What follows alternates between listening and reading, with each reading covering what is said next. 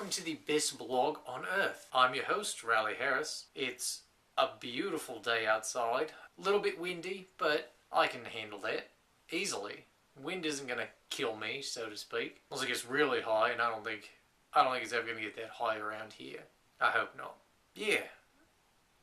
Having a fun time, and I was just thinking about times I spent with my buddy Zeke, and I have a lot of stories that I could go over, but then they'd all be used.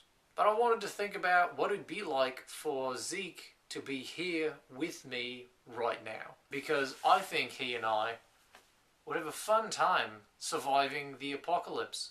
To be honest, Zeke and I just kind of mesh in such a way that I don't think the constant isolation from all of the people would be a problem. Yeah, he gets me and I get him. Of course, I would be better at hunting and trapping and gathering food and, pretty much everything that we need, because I don't think Zeke has ever worked a day in his life. He wasn't that kind of person. But he'd be useful, yeah. Even he could probably water the garden. Actually, come to think about it, it probably would not be a good idea for Zeke to do any of that. Yeah, I don't think he and I would survive very long together. And here's why. I've been doing a great job of keeping myself alive despite all odds, which is amazing. But every time I say pass a sewer grate or, open manhole, there's no one daring me to go in there. I think that would be a problem if Zeke were around. Hey, there's another rooftop very close by.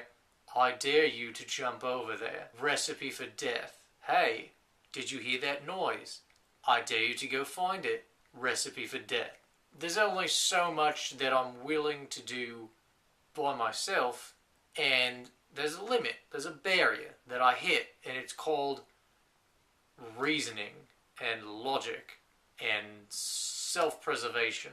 If that barrier is here, and this is me, I'll hit it. But if Zeke was around, we both hit it and we go past it. Zeke being here, it'd be great to talk and reminisce and all that, but I don't think we would be doing any of that for very long. We would most certainly perish, or at least maybe if I could be the first one to dare him to go do something stupid, then I would survive and Zeke would die doing that stupid thing. Or he would survive and then I would die, because then I would have to replicate what he just did, or else I'd look like a panty waist. Yeah, the two of us together were not the brightest individuals. But I'll tell you what, Zeke, when I get back, we can hang out in a much less threatening environment, because we're great together when there are no stakes.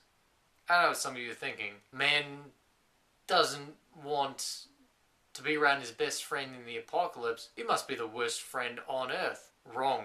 Best friend on earth. That is going to do it for this week's episode. Let's end with our Australian fact of the week. The name Australia comes from the Latin australis, which means southern. Thank you all for watching. Tune in next time.